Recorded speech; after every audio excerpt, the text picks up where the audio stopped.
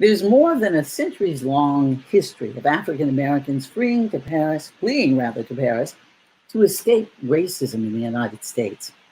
For veteran journalist and New York City resident Audrey Edwards, her escape plans went into high gear in 2016 after failed businessman and television reality star Donald Trump started making plans to occupy the Oval Office. In her newest book, American Runaway, Black and Free in Paris in the Trump years, Ms. Edwards writes about how she felt the need to get out of Dodge and her experiences now as a Black expat. Bonjour tout le monde. I'm Ricki Stevenson, your moderator for today. I'm a television news and travel journalist, a native daughter of Oakland, California, and East Palo Alto. I'm a 23-year resident of Paris and the founder of Black Paris Tours, along with my daughter, Dee. Madam Edwards has invited me to join a group of esteemed Black runaways and you to talk about her book and about our lives in Paris. Congratulations on giving birth to American Runaway, Audrey. The title is almost misleading. Actually, it's not just a tale of you in Paris. I thoroughly enjoyed your page-turning, thought-filled, humorous, provocative, witty, civil rights history-packed, deeply personal story of your parents, your mother's loving family from segregated Danville, Virginia, your father's proud West Indian family from St. Croix in the West Indies. Your book is also amazing. So I'm going to be skipping through some of the chapters, but let's start with chapter 1, Punking Out in Paris. I love the way you write, girl. You had taken an overnight flight from New York City to Paris Charles de Gaulle Airport that arrived about 9 a.m. in the morning of January 19, 2017, the day before, I'll just say, Trump was to be inaugurated. Yeah. On page 16, you write, all of my red alert instincts, ancient and current, were telling me that America, as I knew it, was now in danger.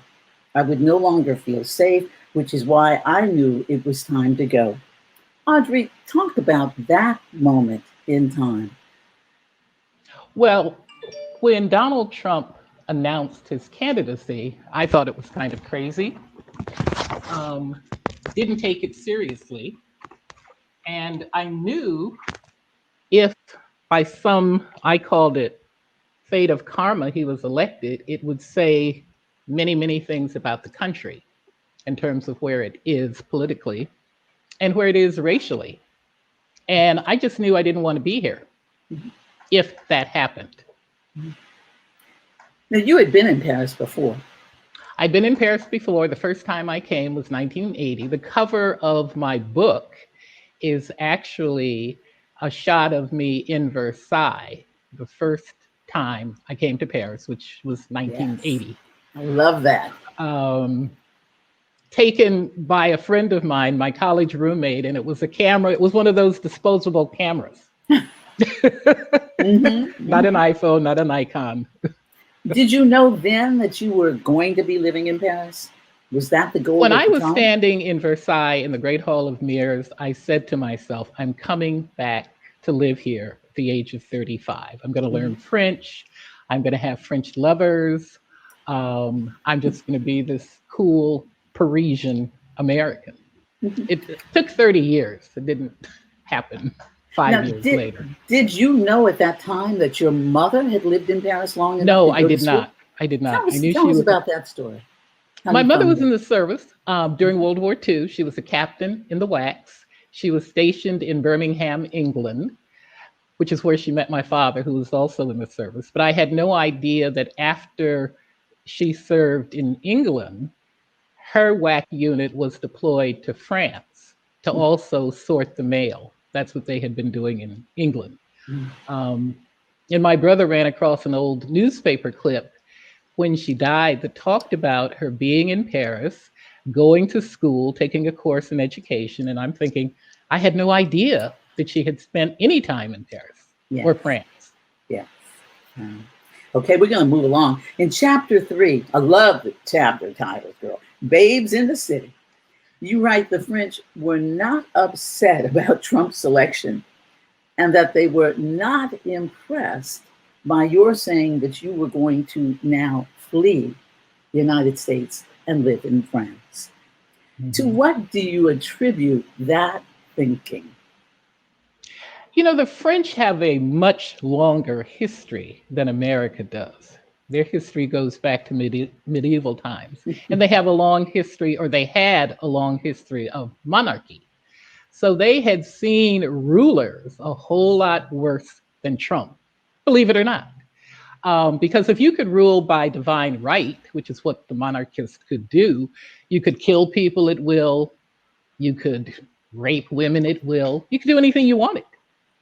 You know, you could break, there were no laws that kings and queens were bound by. So Trump, as one of the, I met a French woman in a laundromat, and she said, we all know he's an idiot, but how long can he be there? 4 years, maybe 8 at the most. In the total scheme of things, that's not a long time. So I think they admired the spirit of my leaving, but they didn't think I was doing anything revolutionary. They had already done that during their revolution. And yet in 1789, they took, 1789, they went to Versailles, they took Louis XVI and Marie Antoinette and hauled them off to the prison, and then they were sent to the guillotine. Okay, I'm not going to say what I'm thinking. We could use some of that spirit. Is that what you're thinking? Yes. Okay. Yeah.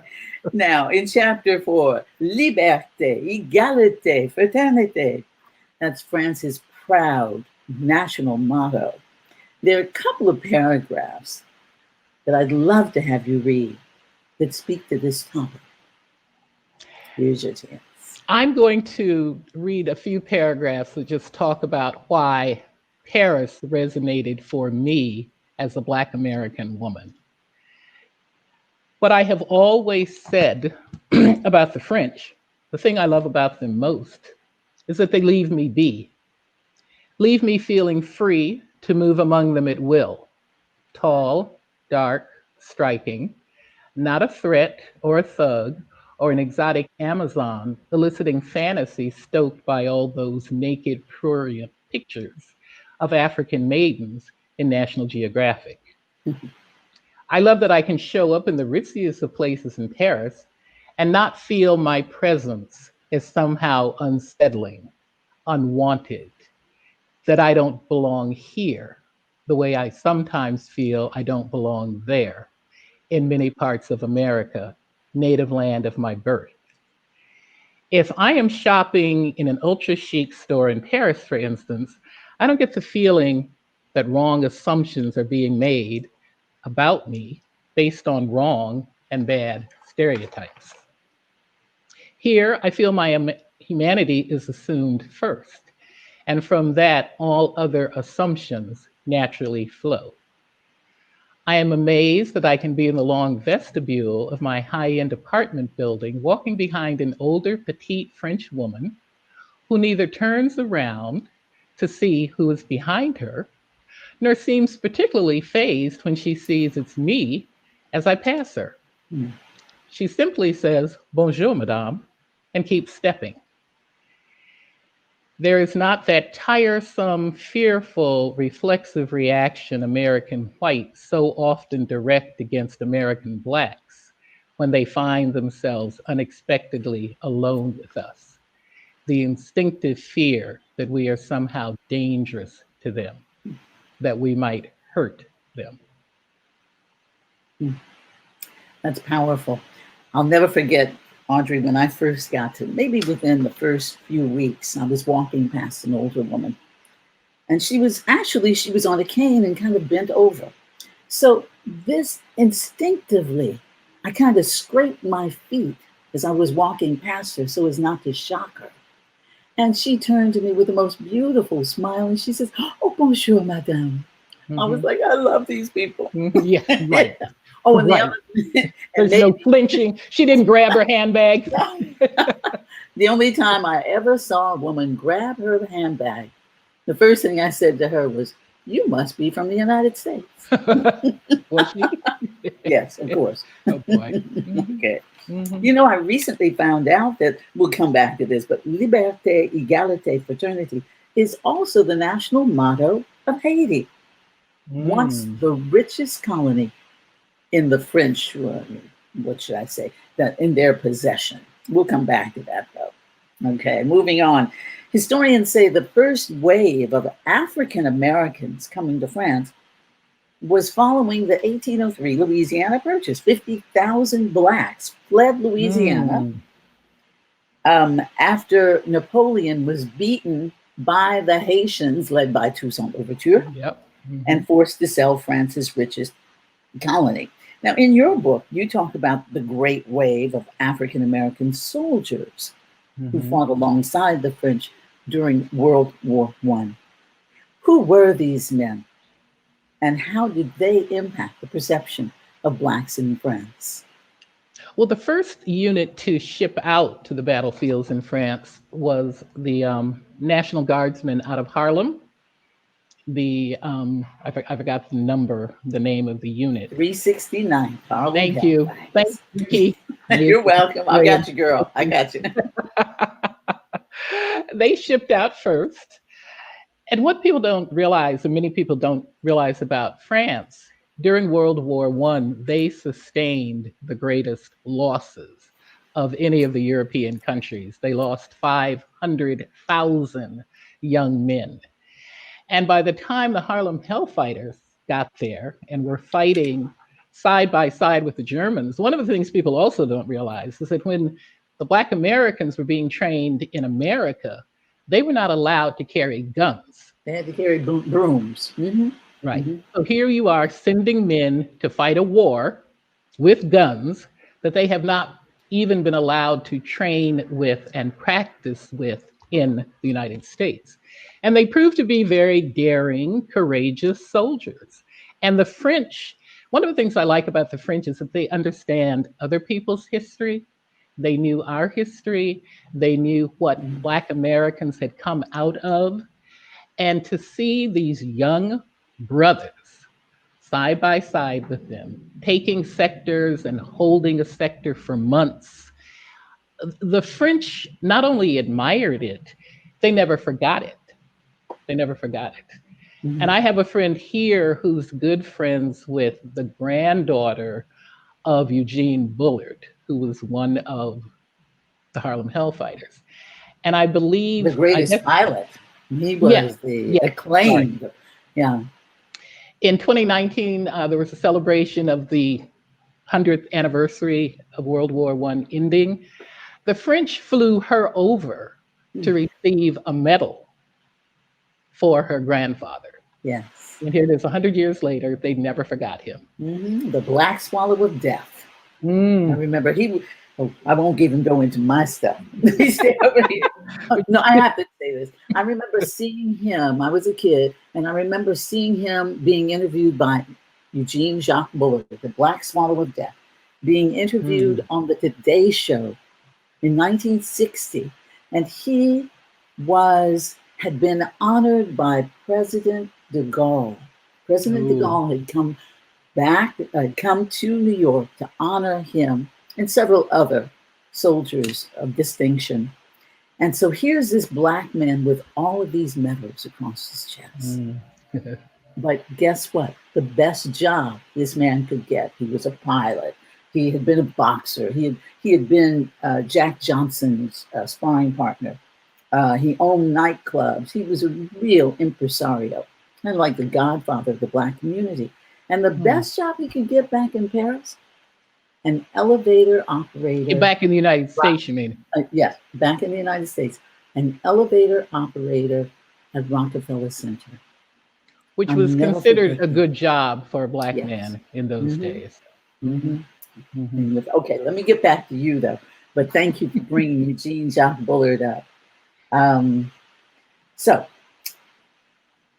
in 1920s, Paris seemed to be an extension of the Harlem Renaissance.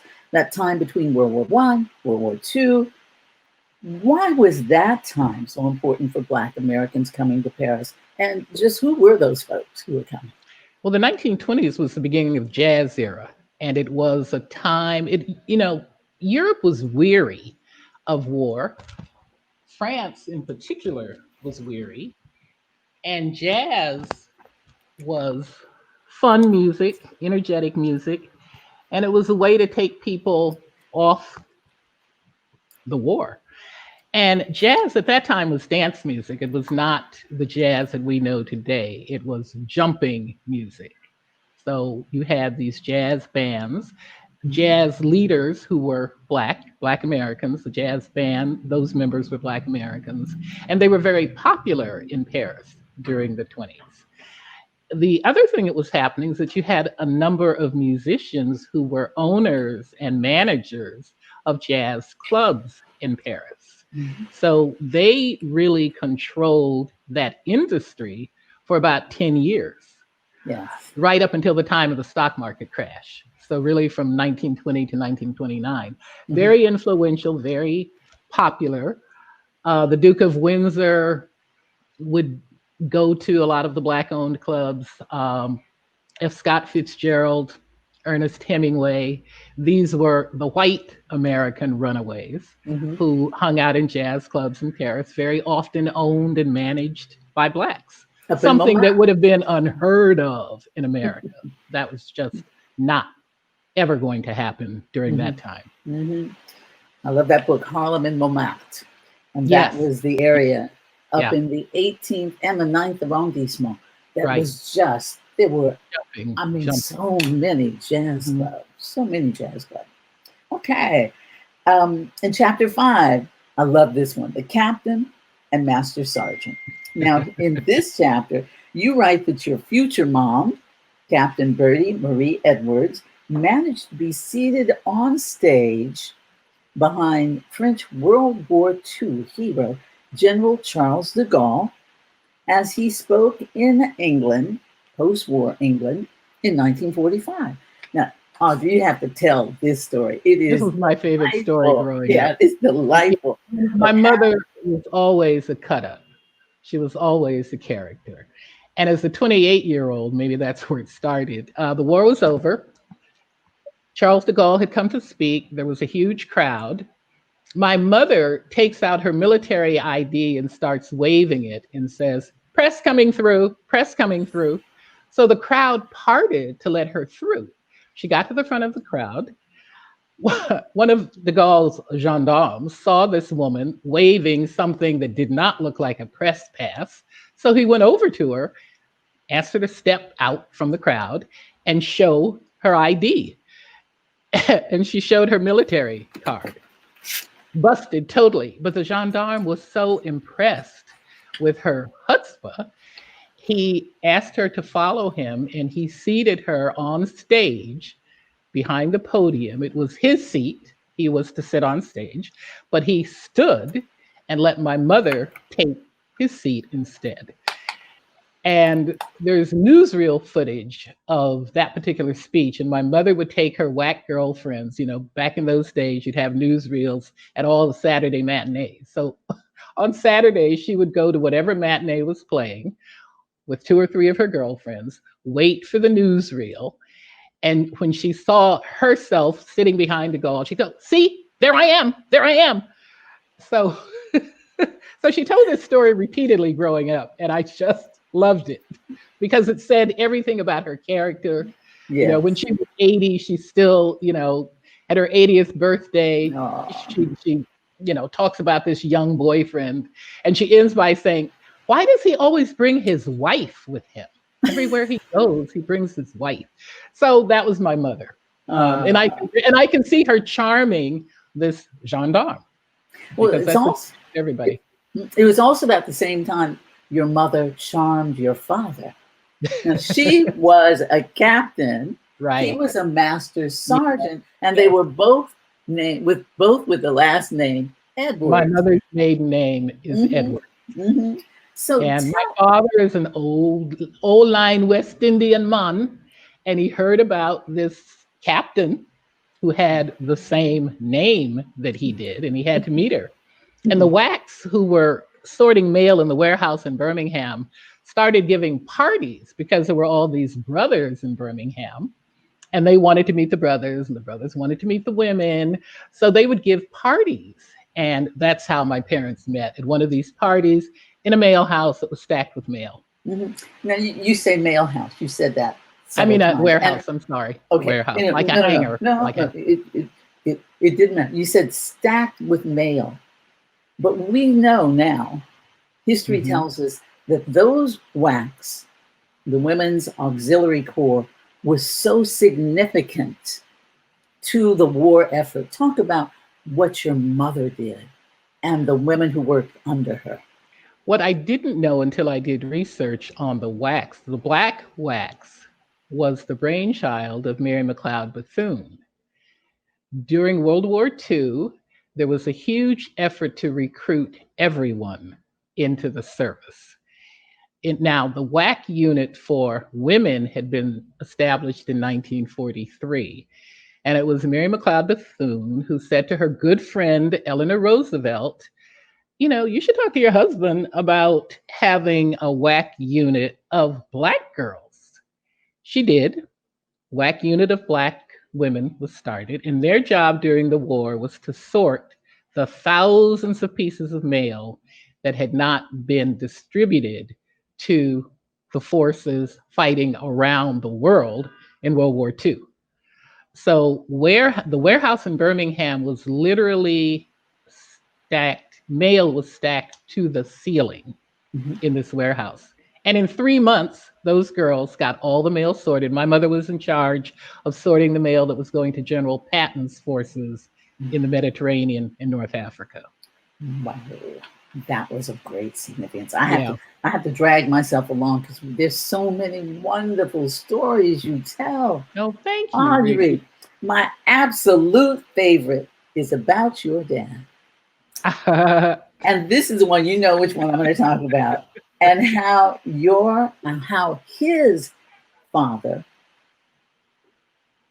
told of dealing with a buck wild, racist, white American soldiers who had arrived in St. Croix in 1917. That was the year the island was purchased by the United States government. Yes. Would you please tell that story?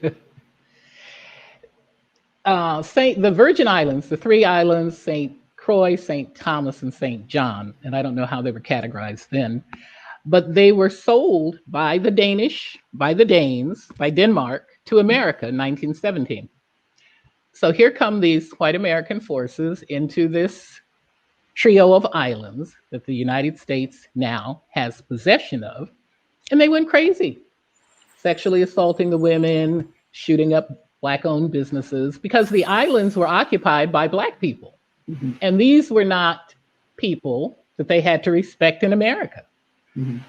However, in the Virgin Islands, the attitude was different in terms of how you deal with this. So my father said he will never forget a group of men meeting in his father's kitchen. He was about 10 years old, to talk about how we're going to deal with these soldiers running wild.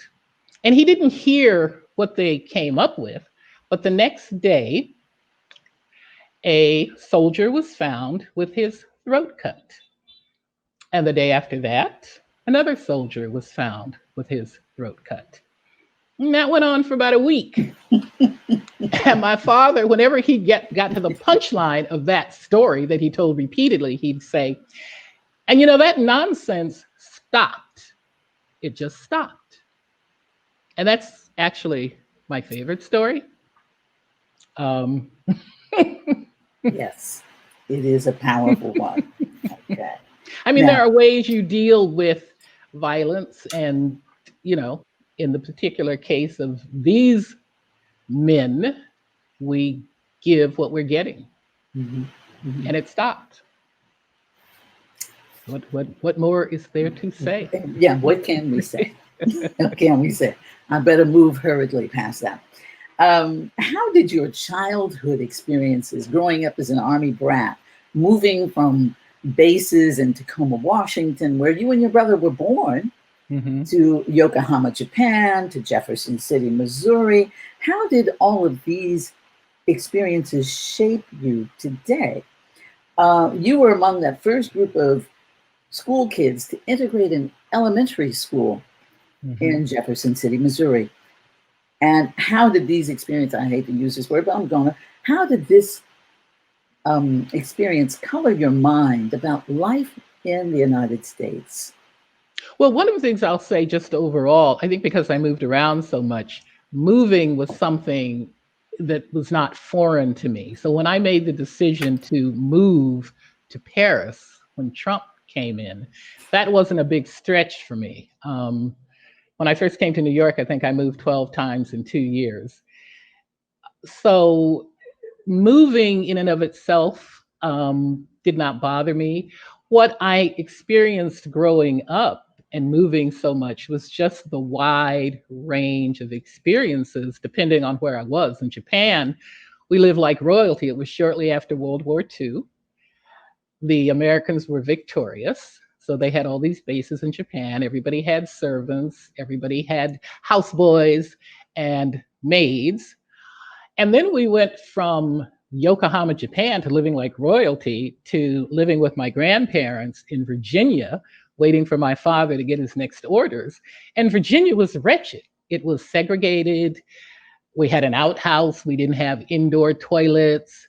The segregated school was dilapidated. There were no doors on the stalls in the bathroom. And kids were sitting two to a desk made for one child. We had to share a desk and share the chair. And the story I tell about that experience, my little seatmate, who was about 8 years old, same age as me, she was crazy. She came to school every day. She didn't talk. She was disheveled. She looked moody. She was angry. And me, I'm like, okay, I got to sit like almost on top of you. So let me be cool. And then one day she took a pencil and jabbed it through the palm of her hand. I thought it was all the way through. And then she just went wild, jumped up, and ran around the room trying to stab people with this pencil. And I kept thinking, oh my God, I thought the first person to be stabbed would be me because I'm sitting practically on top of her. And the only thing I say it in the book, I said the only thing I could think as to why this child did not lash out at me is that when she looked at me, not only did she see another child's terror, and it was the terror of living in segregated Virginia, but she saw another child's empathy. And she saw a child who's looking at her and is saying, sweetheart, yeah, this is some stuff. This is some stuff. I don't know what you're going through, but I know it's some stuff. And she left me alone. I'm looking at the time. I'm saying we're going to move along. I have to have you talk about this though. You write that one of the things you most loved about your dad, who lived to be 83 years old, your mom 89. And they were lucid till the end, man. My father had me write his obituary and read it to him, and then he corrected it. So this is how they rolled. Oh, wow. We got a while. You said that he retained the kind of intellectual aloofness that made him seem removed from the everyday inconvenience of being Black. That he came from a line of proud West Indian men who tolerated no bad behavior from Blacks or whites. Their feeling being, when they go low, we go lower. I love that. I love that. Yeah, that describes a lot of my spirit. I have friends who really object to that attitude, but it's the attitude I have. You got to stop some stuff. Yeah, absolutely. Okay, absolutely. Let's see, what else I have one more. We're running out of time, but this is so interesting. Okay, I'm going to give you free reign. Riding with Fidel.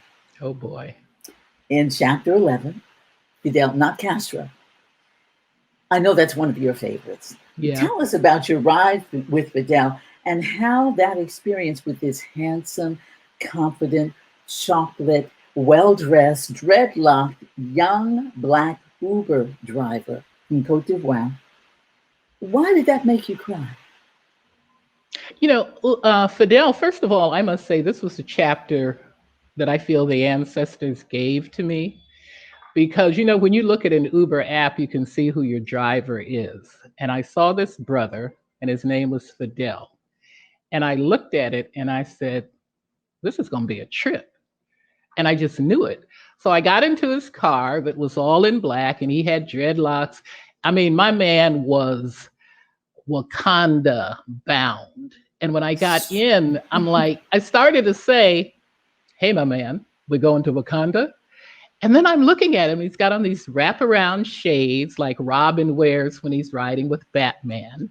He never took off his shades. And for the entire trip, I knew what he was thinking. I knew how his eyes were moving. And I got in, and the first thing he says, where are you from?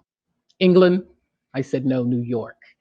And he kept pushing, and he said, you could be one of my people.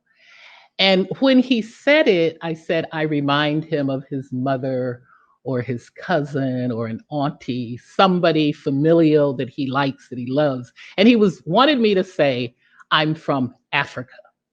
And when he said it, he said, you're from Africa. And I just said, baby, that was a long time ago. That was a long time ago. And then I said, why did you say that?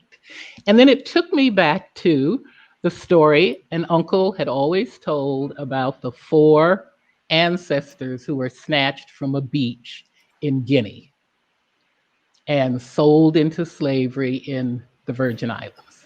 And one of the ancestors, our ancestor, escaped from a sugar plantation, was never captured. And my uncle would tell this story at every family reunion. And we would all wait, even when we were grown cousins, we would all wait for the drum roll. Because when he told about the ancestor who escaped, he would say, we were never slaves. We are descendants of a slave runaway. Yes. And we would just go, tell it again, tell it again. So that is powerful. That is powerful for any child to hear that. And I heard it when I was grown. You were never enslaved. Your family was never enslaved. Yes. Yeah. I mean, yes, we're part of slavery, but that ancestor ran away. Ran away. Another thing that touched me in that chapter was when you talked about Fidel and you kind of went to what would have happened to Fidel if this young, confident, because what I man did had lived in the United States. What I did with Fidel was, an arrogant, I have no sense of direction. And all of a sudden I think, because he's rattled me because he's forcing me to think, I'm thinking about my ancestors. He wants me to be African. I know what he's thinking. And at some point I decide he's going the wrong way. We're on our way to the American University of Paris to see a screening, a film about Maynard Jackson. Oh, yes. And I'm late. And I'm thinking we should have crossed the Seine by now. So I said to him, are we going the right way? And he had been cool up until then. And he goes, eh? And I could tell, I said, I saw his eyes like, look at me. But he was so calm. I had really dissed him. And at some point at a stoplight, he turns around and he says to me, you must trust me. I know what I'm doing. So I felt ashamed. I was embarrassed. And as we continued the ride, I said, this is a brother who is not only upbeat and of good disposition, but he's confident because he knows where he's from. He's Ivorian. He knows his people. He thought I was one of his people. And I said, in the States, and he played his African music on the radio in the car. And I said, in the States, if this brother was pulled over for playing his African music too loud, he could very easily be shot trying to say to the cops, you must trust me. If they said to him, where are you going? And if he tried to say, you must trust me, they could shoot him. Yeah. They could shoot him. And I it just, love that. When you write, Fidel can breathe in a culture that's not aiming at a target on his back. yeah, That's powerful. yeah, yeah. And that was all in a 45-minute ride. And it was very profound because the whole thing to me was just psychic. It was all, you know, I really did know what he was thinking. I did know his eyes were moving. I knew when I had passed that point of, oh, and then at the end, he pulls up to AUP and I'm still like, and I go, we're here? And he goes, he points to the address and I go, are you sure? And he just turns to me because at different times he would say things that sounded like perfect English. His English is really broken. But at this point, he pulls up, he turns to me and he goes, get out. Sounds like you're my old doddering auntie. Get out. Go. I've had it with you. Get out. Well, I just want to remind, we have people who are online who want to engage with you. The book is fabulous. Oh, I love the fact that it is not, it just covers so much history. And may I take this opportunity to thank my publisher, Wayne Dawkins of August Press. I know you're out there, Wayne, with Claudia in cyberspace. I would not be here if it was not for that brother who got the book out before the election. So I really do have to give a shout out to Wayne Dawkins. Thank you. Thank you. Now, I just want to encourage everyone who's with us right now that you will be able to jump into this conversation. First, we're going to talk with 4 panelists who are long time. Yeah. Well, there's Audrey's friends and they're long time. Thank them too. I mean, 40 years, you know, they're long time expats in Paris. But we will have near the end of, after our 4 panelists have spoken, we're going to give each of you a chance to type in your questions on the social media platform that you're currently using, and we will deliver those questions to our panelists. Let us know if you want to direct your question to one particular person or to all of them, and we'll try to cover as many questions, get to as many people as possible during that segment. That will be the last segment. This is when I get to introduce your friends. Yes. Yeah, our 4 panelists. And Audrey, I applaud you. Some people would just take all the time, 90 minutes. Yeah. I know you said that. Yeah. I'm not that interesting. See, you amazed me when you said, I really have stage fright. I'm kind of, I'm like, introverted. Oh, please. Well, this is an easier medium. Yeah. I applaud you for inviting 4 other longtime Black Paris expats to join in today's discussion of what it's like to be an African-American who bounced from the United States. I like that. I think you would have written that. To live in Paris. Jake Lamar is a Bronx-born native New Yorker, a former Time magazine writer, author of 7 novels, numerous essays, short stories, and a stage play. Jake made his escape to Paris in 1993. Today, he is a professor of creative literature at Sciences Po, one of France's most prestigious universities. They turn out most of the presidents and government officials. So he's going to be touching all of them. And he is a much sought after literary voice in Paris and now serves as one of the leaders of the Brothers Group, and that following the death of our beloved, intellectual, rowdy Brothers founder, Tanny Stovall, who died of pancreatic cancer in 2012. Ellen Hervé-Wright is a greatly respected instructor in the French medical education system. She is also the granddaughter of Richard Wright, legendary African-American author who lived and wrote in Paris from 1946 until his death in 1960. Ellen, who was born in Ghana, has not lived in the United States, but she is now on a mission to expand the reach of her grandfather's literary legacy in Europe, in the United States, and around the world. Welcome, Ellen. Kathleen Dameron is the senior expat in this group, a native of East St. Louis and Los Angeles. She was an 18-year-old college student when she arrived in Paris in 1978. Kathleen, you'll let me know if I got that date right. Over the past 40 some years, she created a diversity training company working with European corporations. She now works as an empowerment coach. She served, I say, as the den mother for the Sister Circle, keeping us all together, hosting events connecting African-American women who are living in Paris, bringing together all people of the diaspora, men and women, for social and major cultural events. And Zachary James Miller has lived in Paris for 30 years, leaving behind home in Akron, Ohio, and a stint in Southern California, where he was a practicing psychologist. Today, Zachary is a writer, producer, director, filmmaker who's putting the finishing touches on So Splendid a Journey, a documentary on the life of legendary 1950s Black artist Buford Delaney, one of James Baldwin's closest friends.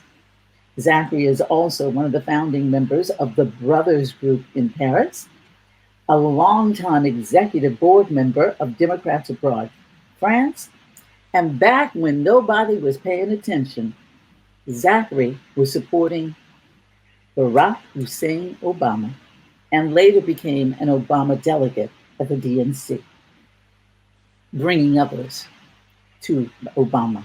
Welcome, Zach. Okay, you all have read the book. You all are in the book. Here's your chance. And this is going to be history. That's what's so wonderful. This book is our history. Other than Tanny Sewell's book, Perry Noir, African Americans in the City of Light, there are very few books that chronicle the history of Blacks who are currently living in Paris. So let me start with Jake. Jake, what is the legacy you are leaving behind? And what is it that you, well, I guess I should need to ask first, what made you leave New York and come to Paris?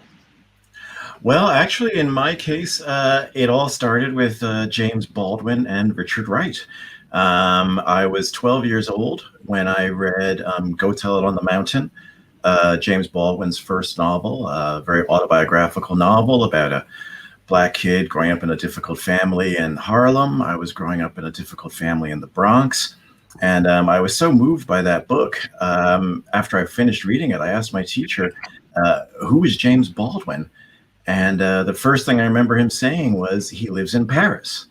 And it seemed like such an exotic idea to me that someone with a background like that would live in Paris. A few weeks later, I read Black Boy, Richard Wright's memoir about growing up in the Deep South. And I found out that Richard Wright had lived in Paris. So this is starting to seem like a pattern. It was just around the time I was thinking that I might like to be a writer myself someday. And so the idea came along with the idea of wanting to be a writer. It was, well, maybe someday I'll be a writer and go to Paris. It would take 20 years, but after the publication of my first book, I came to Paris thinking I would stay for 1 year. I loved it right away, met fantastic people, and 27 years later, I'm still here. Mm-hmm. I remember the first time we met, Jake, and you came to a party in my house. I think I'd been in Paris just a couple of months, and you were with Ted Jones. Yeah. I think you briefly showed a photo on the screen there. That was a picture that was taken outside the Sorbonne. That is February 1994. So I'd been living in Paris only for a few months, and the people in that photo are to my right, on the left side of the far left of the photo is James Emmanuel. Fantastic poet who the last of the Harlem Renaissance poets. Yeah. Mm-hmm. He lived to be 92, died in 2013. On my other side is Hart Leroy Bibbs, jazz musician and poet, and an actor as well. He's in the first scene of Round Midnight, the movie, the jazz classic. Dexter Gordon is speaking to an old musician on his deathbed. That was Bibbs. That's Hart Leroy Bibbs. who died not long after that photo in 1994. And on the far side is Ted Jones, the great Black Beat Generation poet who had lived all over the world. My early weeks in Paris, I saw that Ted was giving a reading. I went to the reading afterwards, went up to him and told him what a fan I was.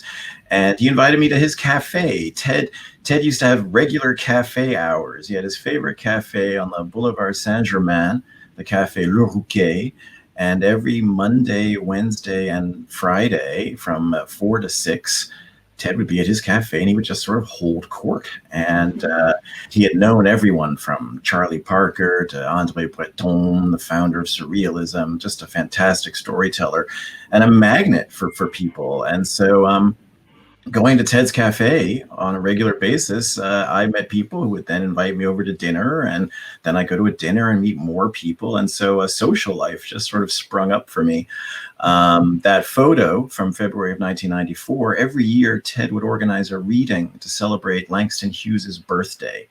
And these four wonderful poets, I call them my Paris fathers, they invited me, a kid to read along with them. I'm not a poet, but I read from one of my essays, and it was the first reading I ever gave in Paris. And these men really they just meant the world to me. I'm going to get out of this and let you talk to Audrey. This is one of those rare opportunities where you get to talk to her and tell her what you think about the book and how you are portrayed and how you feel as a Black expat since 1993. Audrey, I loved the book. I mean, Audrey and I have known each other for a while now.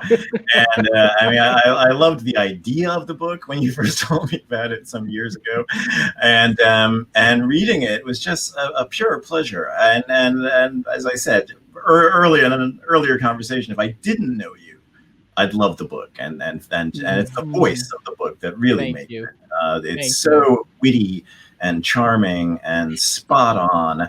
But knowing you as I do, I think it's beautiful the way you captured your own voice so accurately, which is a harder thing to do than people might realize. The book really sounds like you. And I found so many of your observations about Paris just right on. I mean, you really get it, what it's like for people of different backgrounds here. And while I laughed a lot of the time, throughout the whole book, there was one scene that made me cry, and that is the Dairy Queen scene when you're a little girl in the South. I don't want to give it away. I want people to order the book. Anybody watching out there, please order this book. You're gonna love it. Thank you, Jake. Thank you. See why I love this man? No, I know when a writer likes your work, that is the ultimate compliment. So thank you, because I really respect Jake as a writer also. So I'm very appreciative of that. And in terms of the how you write about people from the community here, I love what you had to say about our group, the brothers group, that really started with Tanny Stovall, who, as Ted Jones used to say, went on to the ancestors. Tanny went on to the ancestors in 2012. But starting in 1995, I was with Tanny. We were watching the Million Man March on TV. And Tanny said to me, if you were in the States, would you have gone? And I said, well, it depends on what I would have going on that day, but yeah, maybe I would have gone from New York to DC. I'm not so sure. Tanny said, I definitely would have been there. And what impressed me, Jake, about the group was the fact that 17 years later, these brothers in Paris were still honoring that vision that had been put forth by the Million Man March. You were there that night. Zach was there, Tanny, and Jim, I forgot his last name, the brother from Jim Fields. Hayes. Yeah. Jim Fields. Jim Fields. Yeah. And I say in the book, it was only 4 of you, but it was such a collection of really terrific Black men. And then I get into talking about relationships between Black men and Black women, and the best men, for the best men were living in Paris. But for me, it was really a great evening to be able to spend. Well, Tanny, I mean, he felt watching the march, he felt that he knew all these brothers in Paris, but we never all got together in the same place. Ted Jones's cafe was the closest thing we had to that. And he wanted to just have that feeling of brotherhood, of getting guys together to have what we call a barbershop conversation. And it started out as dinners, monthly dinners that Tanny organized. He cooked for us. Sometimes you just have 4 or 5 guys. Sometimes you have 20, 30 guys show up. And Tanny did this first. It was monthly. Then it became a little scaled down and more of a weekly happy hour. But this went on for years. And I met some of my best friends in the world. I met thanks to Tanny. They were really beautiful occasions. And that's where I met you, Zach. I met you at that dinner, I believe. I don't think we had met before then. And you were a filmmaker, but you were also a delegate for Obama. And then you were building. You wanted to build some modular homes in another part of France. Yeah, you were very enterprising. I remember you were doing a lot of things. Yeah, I've always been kind of an entrepreneur, and those were great dinners. And I've had different kind of businesses, and but I just reminded me of. Jake reminded me of my first meeting with Ted Jones, and Ted Jones is really how I got into the community at first, was through Ted.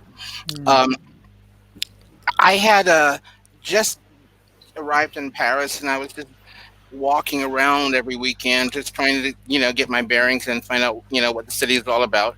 And I had wandered into a Shakespeare & Company, and I had saw this man in the corner, and he looked kind of familiar. And then it dawned on me, that's Ted Jones. And I knew Ted Jones because as a child, I had read his poetry on stage. Oh, wow. I had been an actor. That's amazing. I did all this kind of acting in theater, community theater and everything. And I had at one point been toured around the various churches in Ohio reading Black poetry. And Ted Jones was one of the people I had read. And I looked at him, and it dawned on me who he was, and I went over to him, and I said, I know you. And he said, well, you should. That sounds like you. That's classic Ted. And we got a conversation, and he invited me to a Jim Haynes dinner, which Jim Haynes had a Sunday, a Saturday or Sunday evening dinner every year. Sunday evening dinner every weekend. And I went, and I got to know Jim, and actually Ted introduced me to various jazz musicians, and my jazz documentary, Jazz Life, because of the introduction of Ted to the jazz musicians, that was my first documentary, because when I met the jazz musicians, I decided I wanted to do a documentary on jazz in Europe. And Ted was the benefactor of that. Wow. I know we were having some technical difficulties. Ellen? Hervé-Wright, are you with us now? I don't think she is. Okay. You know what I wanted to say? Kathleen Sister Circle, I think, has done for the Black female diaspora in Paris what the Brothers group did for Black American men. And I just love your group, Kathleen. Can you hear me? I am with Kathleen? Yes. Okay. I can read your read your questions if you write them on the chat. I think we're having some trouble with Ellen. Okay. Yeah, Ellen's muted now. Okay. Yeah, Kathleen, I wanted you to talk about the Sister Circle because I was so impressed with the women. Well, that's where I met Ellen. That's where I met Ellen at one of your meetings. And I think what has impressed me about the Black American community in Paris is that there's really a concerted effort to create community. And it's a community that affirms who we are as Black Americans and also as Blacks living in a larger diaspora. And I love what you've done with Sister Circle. And I love it that we can get together. We have Thanksgiving. Sometimes we do Juneteenth. Christmas, Kathleen's always throwing a party. I know you're going to talk about your. Because she got a fabulous apartment. That helps too. But it's her. You love to party. I love to party. I love to throw a party. And I also just love to have people come into my house and enjoy themselves and share. For me, there's something about sharing the party, but having dialogue and having conversation. And I don't know which way it's going to be on screen, but there's a bookcase there. And the big difference between the brothers and the sisters is that when Teddy was dying, he said, Kathleen, I want to leave you all my Black books. I said, well, why don't you leave them to the brothers? He said, because brothers don't invite people to their houses. He said, you will invite people to your house. They will get to touch the books. They can open up bookcases. And yes, and I invite the community in. And Sisters has always organized events for the community, for men, for women. I can see that she's put up the thing, Chez Kathleen, and this whole idea of Parisian chic and African-American hospitality. Mm-hmm. And when I do Thanksgiving, my rule is that everybody has to bring something. And I'm a vegetarian, but I always provide a turkey that somebody gets from the American place. It's not so cheap, it's a real American turkey. And everybody has to bring something. I only do it for Sisters. But I say, if you cannot bring a loaf of bread, then you definitely got to be there. Mm-hmm. And so it's this idea of all of us coming together. And as you know, Ricki, sometimes it takes forever because we have everybody say, what have you been thankful for? And we say, every woman there loved. And just a picture of when Denise Morel comes through, and thanks to Ricki and Black Power's tours, whenever she knows or hears that someone who's a writer or Denise was coming to town, she hooks us up, and I do something so that we have an opportunity as an African-American community to just be among ourselves and talk. And talking with Denise Morel that day, with just Sisters in the room, she told us what it was really like being a Black woman on a campaign to have Black models, Black women, Black men's bodies named. They find the names and they put the names.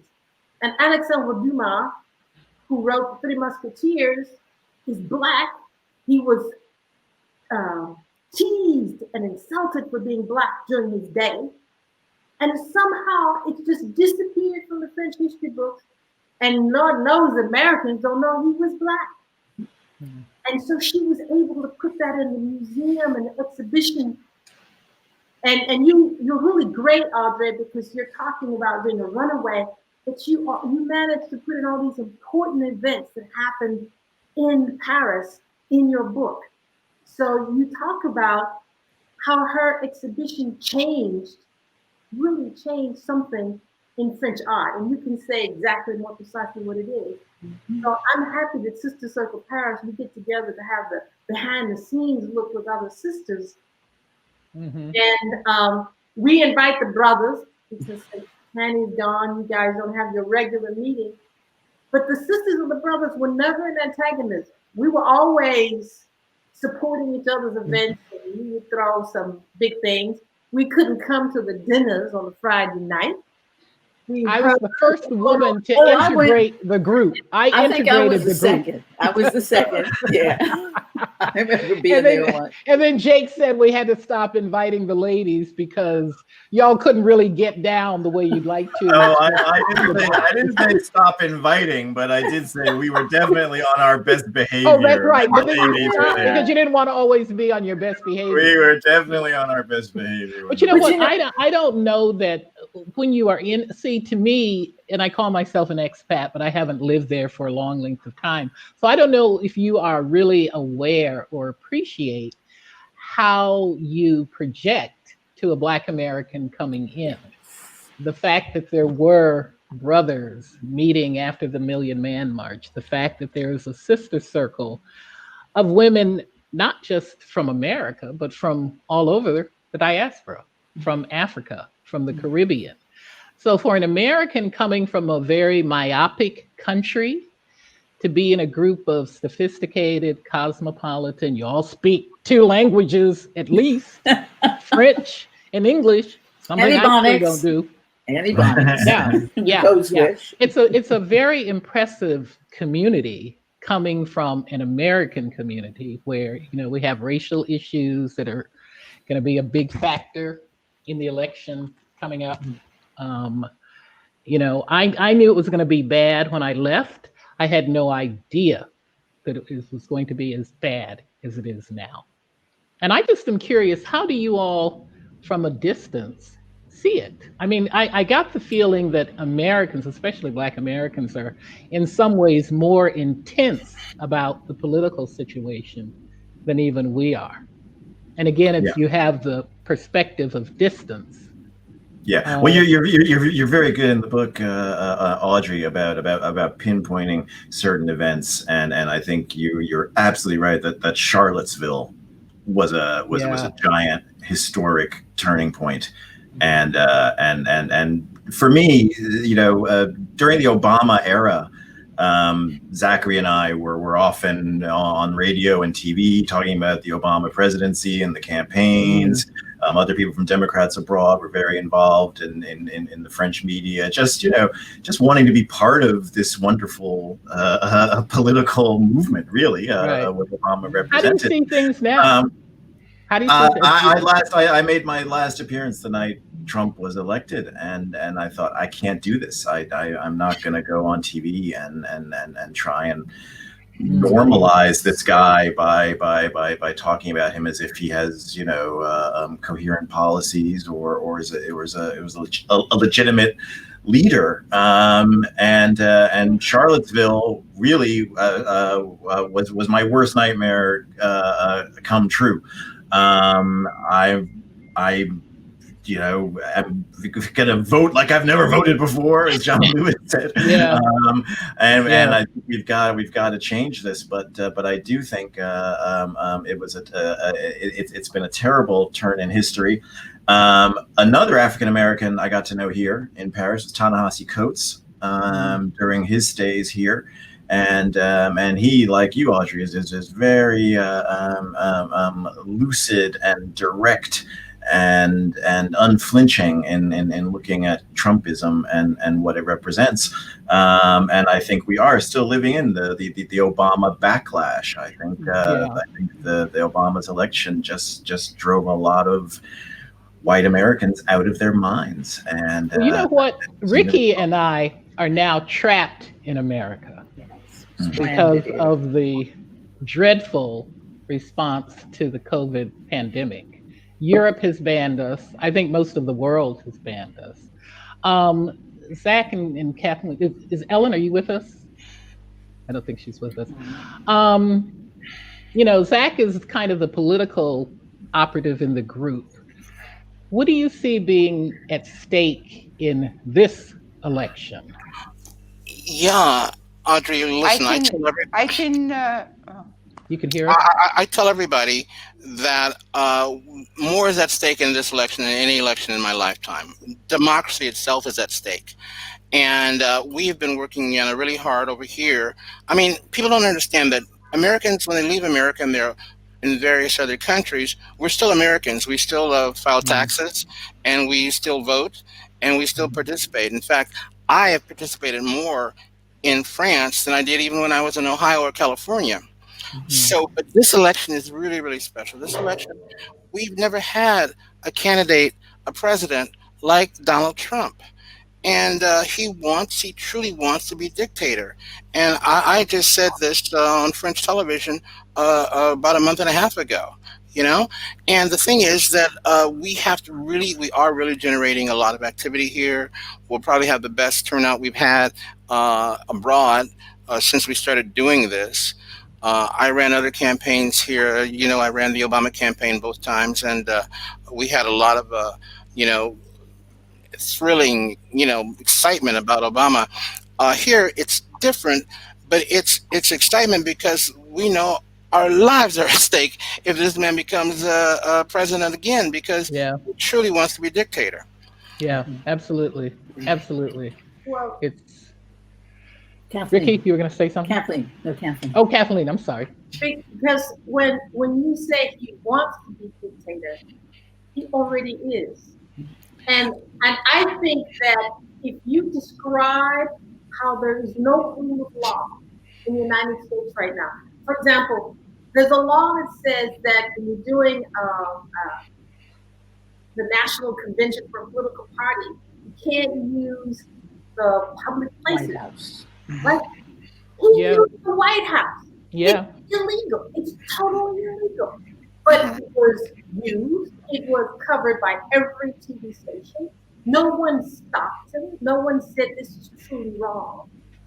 He's done far worse things than that. But he does exactly what he wants to do in the United States Senate, and the Republican governors support him completely on that. If you were to talk about that level of no rule of law, I do what I want to do, I am vindictive against people who are career people in the government, you would say that was a dictatorship. And because of the United States, people don't say that because there's such an aura around the U.S. being a democracy. Yes. But the description of how the U.S. is run now is not the description of a country running based on law, rules, not to mention human ethics or considerations of community. Yeah. You know, we were having trouble getting Ellen before, and I think that difficulty may have been cleared up. I'm not sure. She what?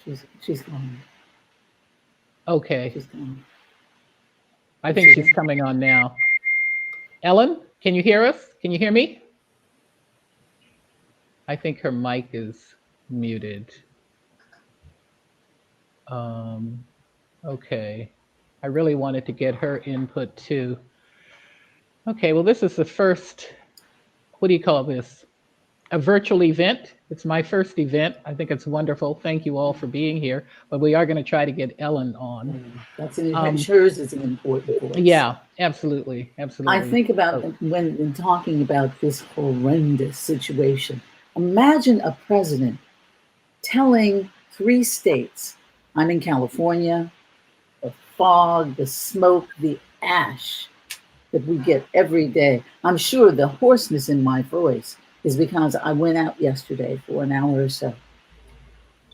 There's nothing being said by the White House, I won't tell you what I call him, by 45, that man, about assisting these states, Washington, Oregon, California, that are on fire and that are going to suffer horrendous health problems because of the ash.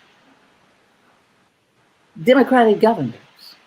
He's like, I'm not, he's doing them the way he's done us with COVID-19. It's over. I'm just going to ignore them. Yeah.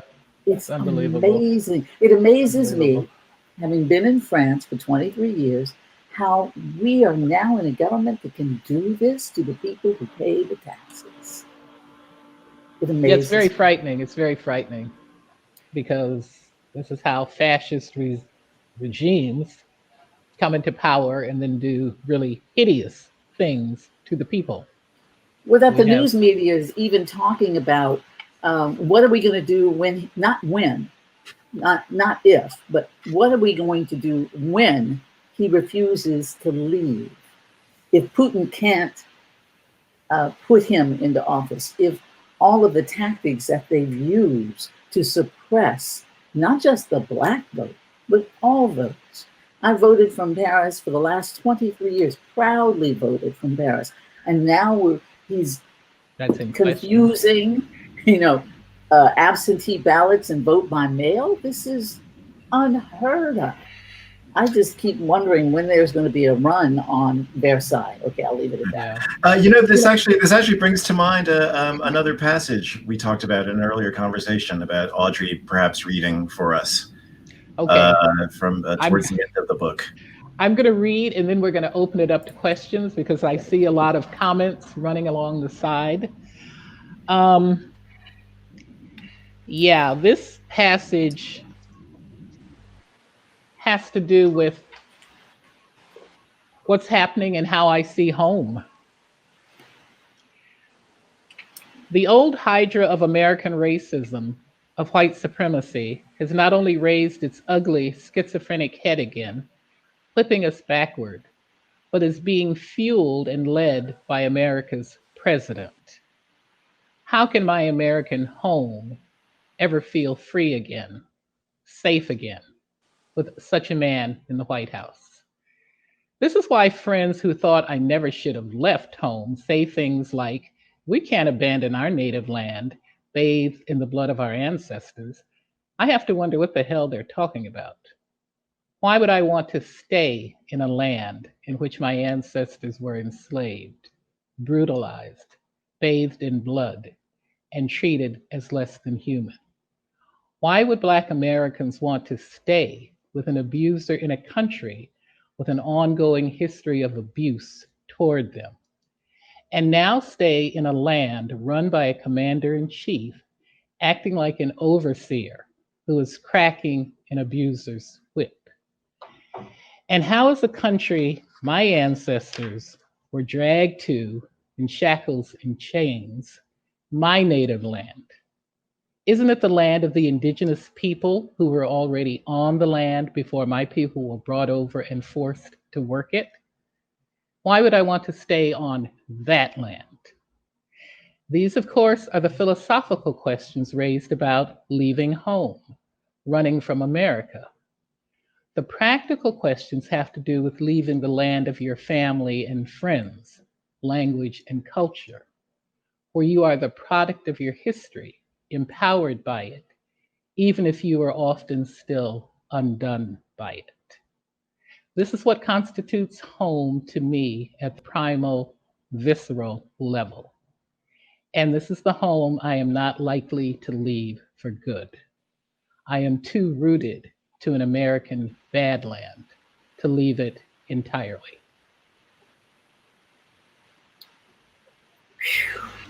Powerful. Now, Powerful. let's hear from the folk in cyberspace. No. Again, we encourage all of you who've been watching, you can jump into this live stream. Oh, okay. Ellen has a comment. Just to say, I loved Audrey's book, particularly chapters 15 and 17 about the quality of French healthcare. You wrote, "They won't let us die." The French won't let you die. Mm-hmm. That's a quote from Leroy Woodson, one of the profiles in the book. Mm-hmm. And we should mention that Ellen Hervé-Wright is one of the top nurses in France. She's trained armies of nurses in this country and has been doing incredibly courageous work throughout the course of this pandemic. So thank you, Ellen, and your colleagues and all the people you've trained. Okay, we have some more questions up on the screen.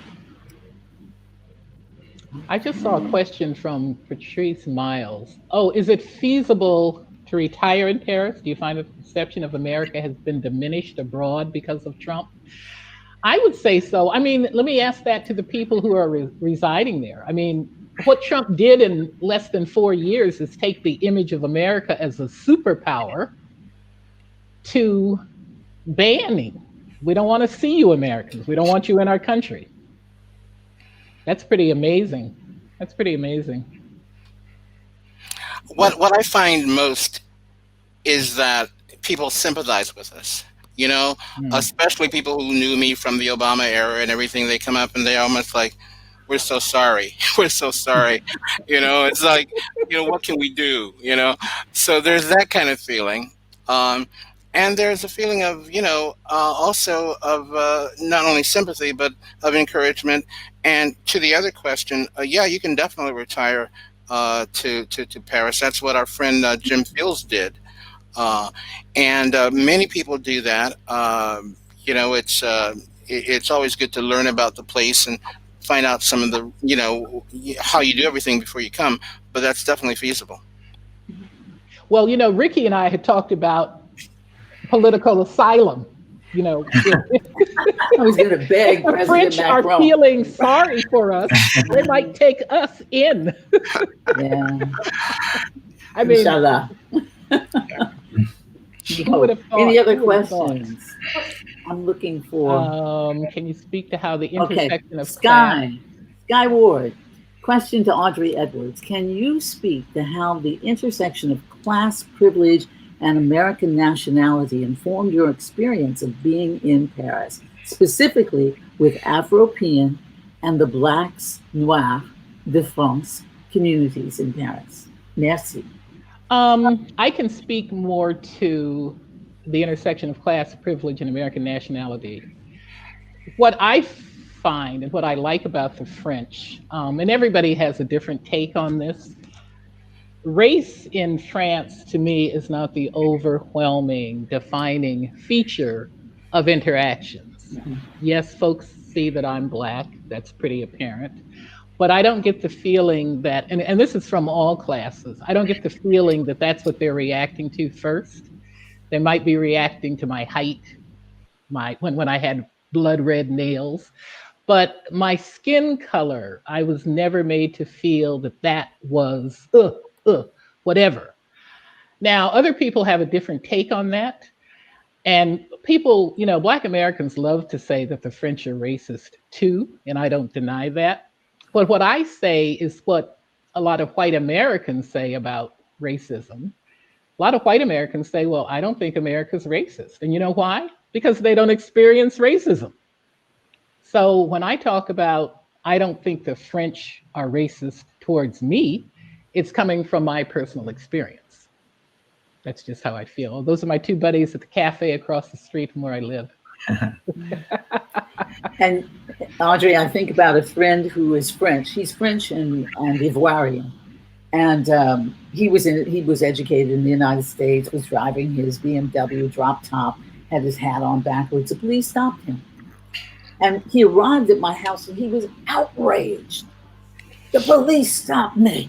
And I'm like, oh my God, did they beat you? Did they hurt you? Mm-hmm. What's wrong? He said they tutoyed me.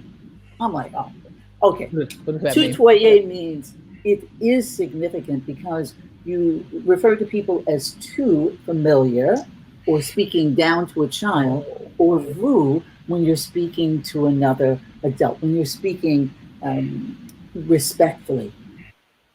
And I said, when they shoot you in the head or when they, slam you up against the car, that will be awful. But for him to be tutoyé, to be referred to as tu rather than vous, was horrible.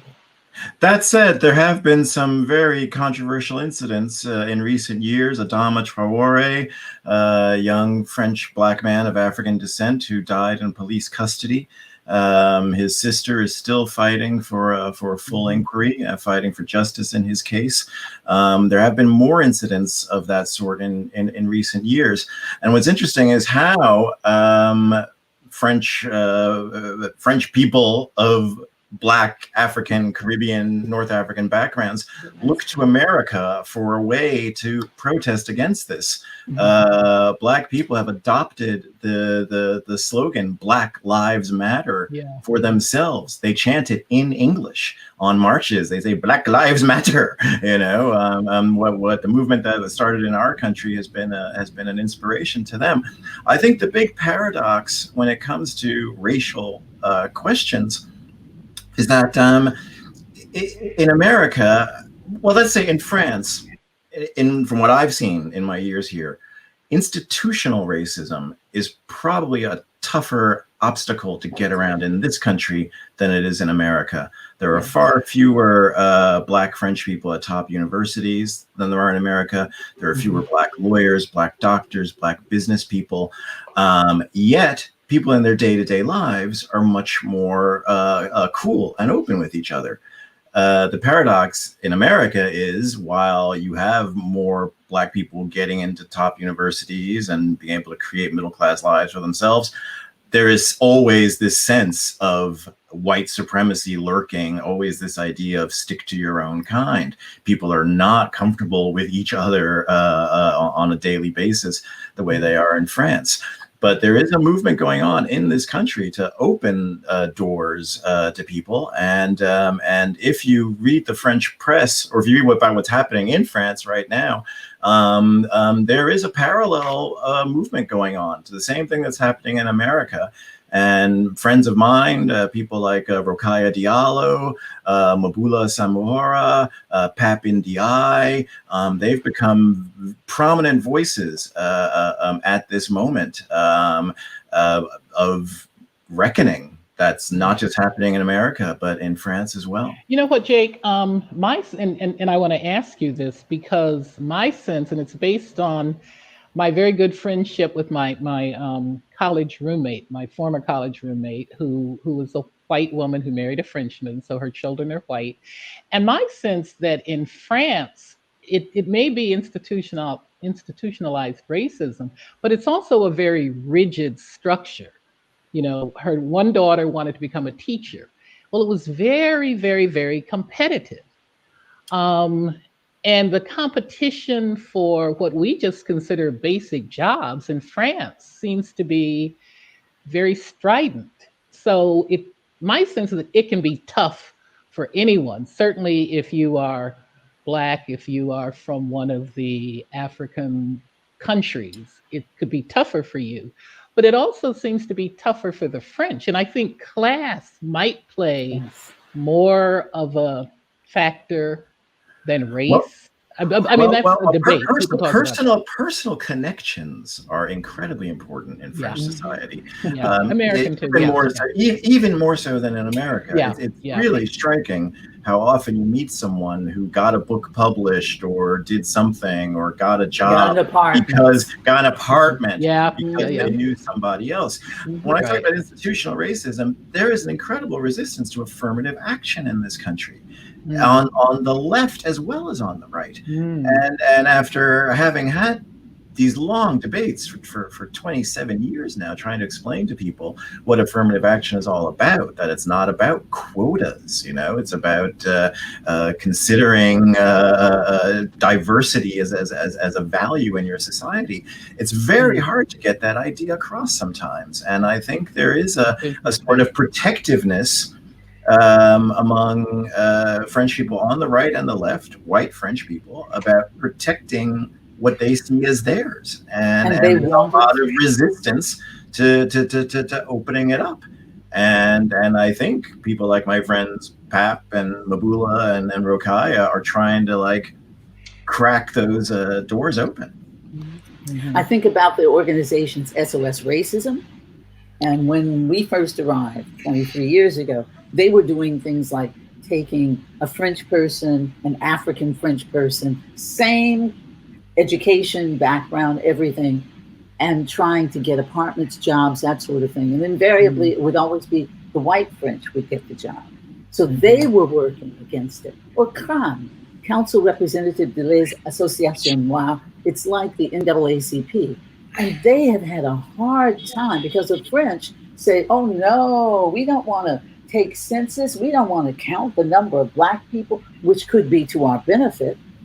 We don't want to, they say, we do not want to be separatists.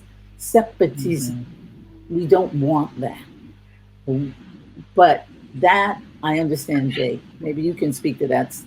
That is now what Macron is even talking about. Is that right? Yeah, I think with all the events that are happening around the world now, there is some recognition that the French Republican ideal doesn't work for everybody. The French Republican ideal is, oh, no matter what your background, we are all French, and that is the most important thing. But I remember years ago, I was doing a workshop with some middle schoolers out in the suburbs, the concrete suburbs out here. They call them the immigrant suburbs, the banlieue.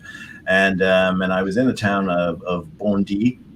And another thing that I think is surprising for Americans, for Black Americans, when they come to France and they see the banlieue, it's not ethnically monolithic at all. Towns I know well, like Bobigny and Bondy, everybody there is poor. Sarcelles. I mean, the people there are poor, but you've got poor Africans and poor North Africans, poor Asians. There are a lot of poor Chinese in Bobigny. Eastern Europeans, Sri Lankans. The banlieue is mixed, but I'll always remember this moment in a class I was participating in. We invited a journalist originally from Morocco, Nabili, I think is his name, Nordine Nabili. You founded the Bondy blog. And there's a room full of students, 25, 13-year-olds. And at one point, Nordine just asked the kids, he said, who in this room is French? Kids looked around and certainly about 5 of the 25 hands went up. Then he said, who in this room is a foreigner? I raised my hand. I'm American. Nabili raised his hand. He's from Morocco. And then he asked, who in this room was born in France? 20 of the 25 hands shot up. And Nabili said, now, this is interesting. You were born here, but you don't know if you're French. You don't know if you're a foreigner. What are you? And this is the extent to which, despite the Republican ideal, kids are not having it driven into their heads that they are part of this country. And Nabili said, yeah, you were born here. France is one of the most beautiful countries in the world. It belongs to you. And I think that idea it just needs to be reinforced. But to add on to that, Jake, a lot of the people from African countries focus on their own country. Right. Like when I'm meeting an African, someone will say, that I look like I'm from the Ivory Coast. And they'll say, they'll ask me, I'm not, I don't know where I'm from. I'm from America. I don't know beyond that, Or the Cameroons, I have Cameroonian friends who identify, even though they were born here, they identify as being Cameroonian. So those kind of things happen. I see France more as a country where, we as Black Americans are special, We don't encounter a normal, any kind of everyday racism. Although Blacks of African descent in the suburbs might do much more, have that encounter much more than we do, because we look like American. We walk around, we look foreign basically, even though we've been here for 30 years. But the thing I find is really the school situation that you mentioned, the idea of getting into certain schools, 3 or 4, just like really almost like in the UK, just like 3 or 4 schools, all the political class come from certain schools. And that kind of thing is harder to get into. Yes. For everybody. Right. Kathleen, I'm just going to make a comment. Yeah, Kathleen, try and squeeze in. Because there was a question about nationality and Black and Afro-European. And in France, much more than the United States, you have a lot of different communities. You don't have one dominant Black skin community. And if you're talking about Black skin, you can have people who are not even African descendants here because they're Indian from India and they're Black. So the language that we use in France, because of the cultural diversity, represents different groups. And so we have to think about it in a much broader way. And also something that's really important is that in France, hierarchy. France is a very hierarchical. Yes, right. And there is a hierarchy of race in France. And when you happen to be an African American, you are at the top of the Black hierarchy. And when they look at you, like French people will say to me, I'm not Black, I'm American. So I have a double identity. I have an identity of being Black and I have an identity of being American. And when I'm in the States, my Black identity is the one that's the most important. And it's the one that I'm going to be penalized on. When I'm in France, they see Black and they see American. And that American identity takes more value. And so they're going to treat me at the status or the hierarchical level of being an American more than of being Black. And then after that, you're going to have, because the French are so interested in class, and class is money for the French. Class is schooling, class is behavior, class is the group that you were trained into.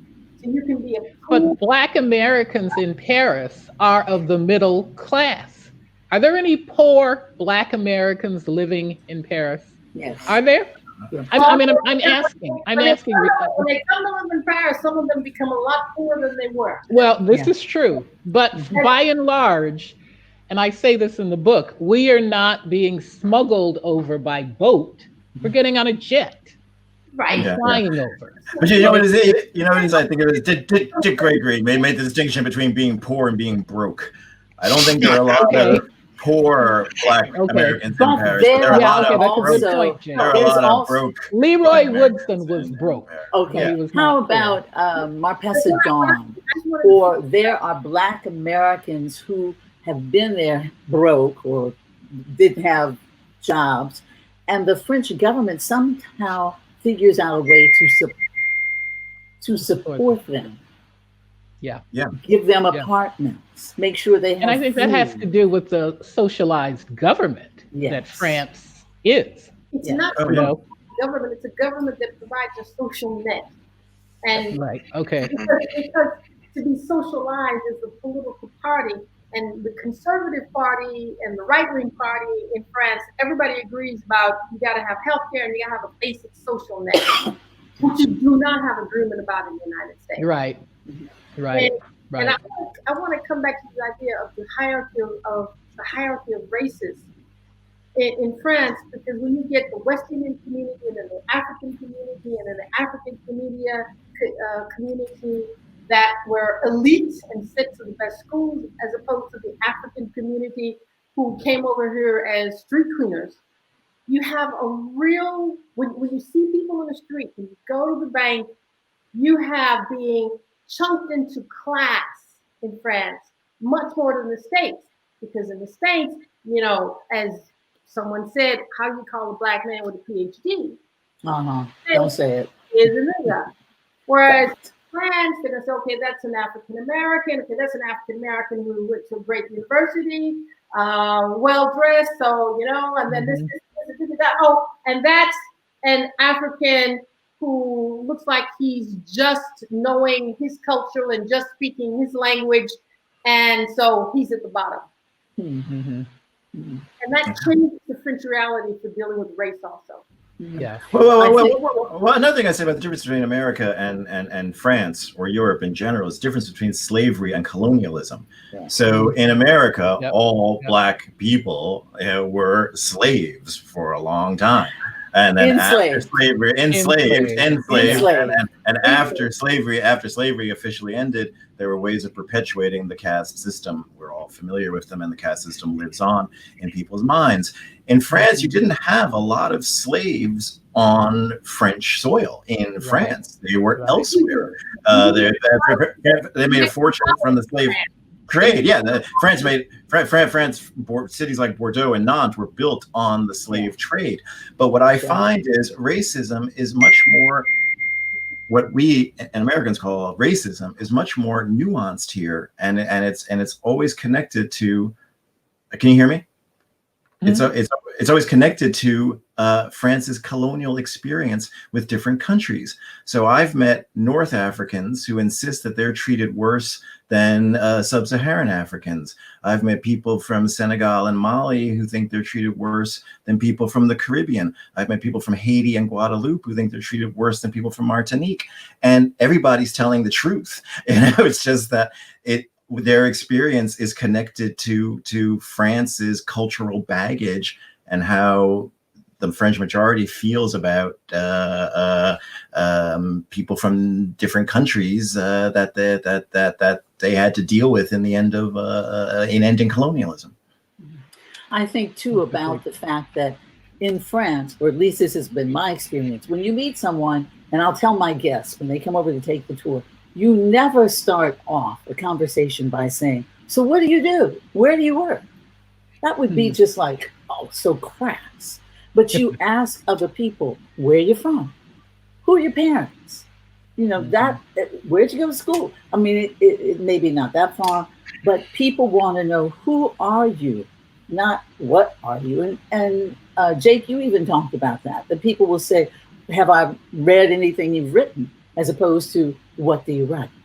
Oh yeah, I mean, on your broader point, I mean, I've had entire dinner parties with people I never met before, and at the end of the evening, I still don't know what their profession is.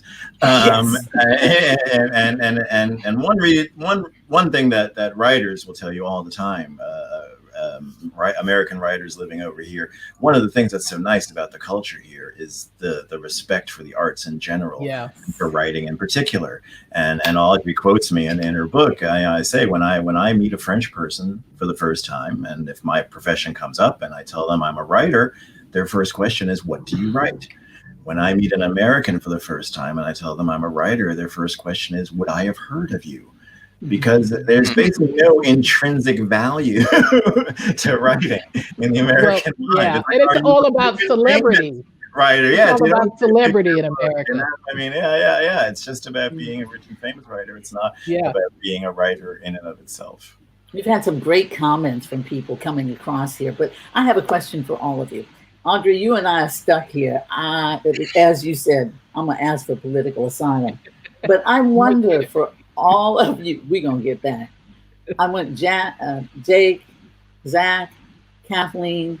Do you ever see yourselves living in the United States again? No, absolutely not. Not by choice.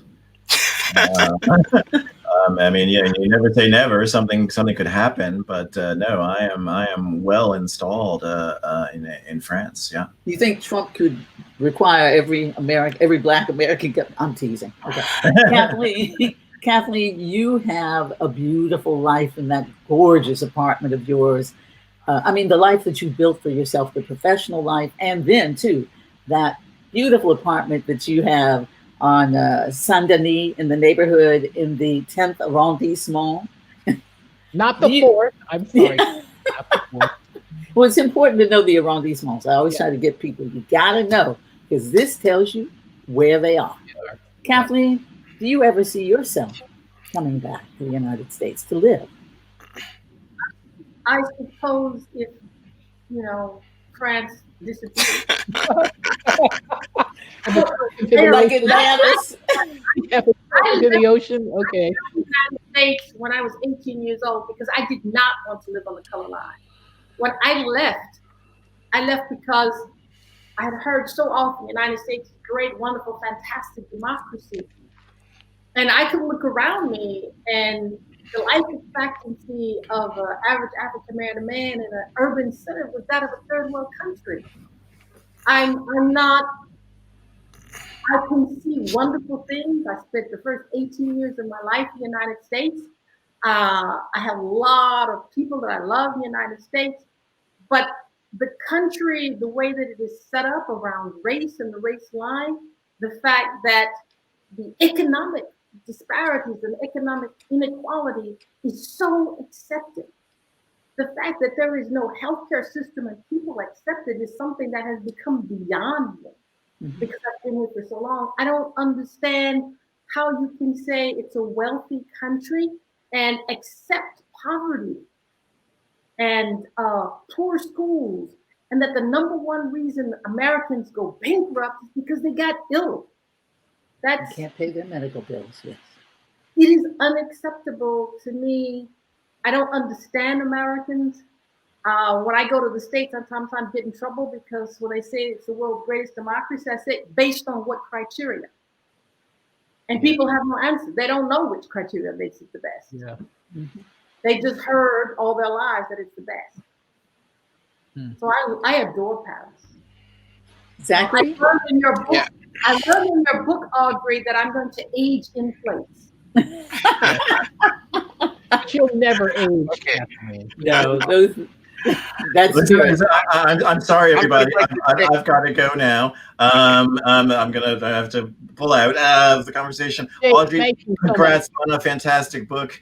Thank you. I've seen some comments. My friend Diane Patrick from the States has been listening I saw in. her. Yes, I hope yes. Diane, Yes, I please saw spread the Diane's word. comment. Tell people to buy Audrey's book. Diane has been so helpful to me. She's fabulous. She's Thank you, fantastic, and so I just want to urge everybody watching, listening to please order the book and have a great time reading it. Thank you so much for inviting me to participate in this conversation. I'm sorry. For attending. Well, yeah. I think we're probably coming up towards wrapping it up. Okay. Well, okay, bye, everybody. Okay, bye, Jake. Bye, Jake. Jake, you have. He's gone. Zach, we want to know, are you planning? I'm sorry, Yeah. Zach. Yeah, no. I'm going to be the one that actually breaks the chain here, because ideally, I would live both here and in the States. I would, under what conditions would I come back? I would come back as a part of the Biden administration. If I could find a job there, I would come back and I would work for better change, because we're going to need a lot of help to clean up the 4 years of this mess we've had. So yeah, in a heartbeat. Wow. Okay. Okay. That's great. That's good. Your son's in the States right now. That helps. My son just flew back 2 weeks ago to do his senior year at Boston University. And when he starts working, he's going to do a master's, but when he starts working, he'll probably want to be based in Washington, D.C. And remember when he was on the way? Oh, my God. Yeah. It tells us how old we are. Yeah, I'm trying to see how much. I think we have like 4 minutes left, 4 or 5 minutes left. Do you have other questions? Are there other questions? Okay. All of you, okay. All of you represent the most educated, artistically gifted among us. Isn't the typical Black expat a highly educated person? No. Not everybody. No. I think we come in all kinds of experiences here. I mean, when we were at the Brothers, when we have our Brothers meetings, there'd be, some of us were writers or filmmakers and others were, working a regular job here, So a lot of people came because they wanted to experience Paris. They wanted to get out of America. I didn't come for that reason. I came, but I wasn't one who had dreamed of Paris like a lot of my friends had. But we have people here who are, working in movers, they're working in restaurants, so, just people who decided they wanted to move and they came here. Some stayed after the war, on the GI Bill. So, I mean, there's so many ways people get to Paris, so it's never one way. I think expatriates, though, as a group, probably have more of an adventurous spirit. I think in some ways, it's not so much not satisfied with the status quo, just wanting to see what else there is. And for me, I've always said what I like about Paris in particular is that I can just be. And I think the early runaways tended to be the creative thinkers, the writers, the artists, the musicians. And these are the people in our culture, I think, who have what I call a renegade spirit. It's like, Kathleen, I don't want to live on the color line. You knew that very early, at 18. And I think anyone who leaves their native home wants something else, something better, whatever better represents to you. Audrey, I wanted my then 11-year-old daughter to know what it was like to live outside of the box of racism. That was most important to me, to know that she was a Black woman walking through this world. And shouldn't say unfortunately, we don't realize that the world is Black, brown, people beige. Of color. You go to Vietnam, and there's a new museum that honors their African past. You go to Japan, and they're talking about their African past. Right. So it's only when in America, where we're limited to this one language, Right. Right Well, about Sherry that. Winston is asking, were all of you fluent in French when you moved to Paris? Sherry is a jazz flautist, fabulous. She's traveled the world. I still don't speak French, Sherry. I still don't speak French, so that's my answer. And the thing is, what's really awful is if you get here and you don't speak French, like I did not speak at all French. I had no French when I first got here. And then you have a child, you have a son, and he grows up speaking both languages, and then he laughs at your French accent. Because you're not French accent. At least you have an accent. At least you have a French accent. So I learned to speak French pretty much when I got here. And I went to university here, so I got to be fluent. I've had to learn how to speak French just to the point where I can get my guests in and out of situations. It's very important. It's very, very important. Well, our producer is saying that we have to wrap this up, which when the party is good, you hate to leave. To leave. We gotta have another party. I think we better do this. I think we better do it again. Thank you, Audrey, for bringing us all together. Thank you, Ricki. Thank you, Zachary. Thank you, Kathleen. It was wonderful. Thank you so much. Ellen and Jake. Yeah. Ellen. I'm so happy. I love Paris. I love Paris. Different things. You put in your book, you put so many different things, so many different experiences that we can talk about a whole bunch of other subjects. So we should come back to other aspects of your book. Yeah. Wait till we get back to Paris, Audrey. Girl. And we can go to Kathleen's house. We're just going to right. Kathleen. That's right. That's right. Thank you all. And thank you, the audience in cyberspace. Thank you. Thank you. Au revoir. Au revoir. Au revoir. Be safe. Be safe.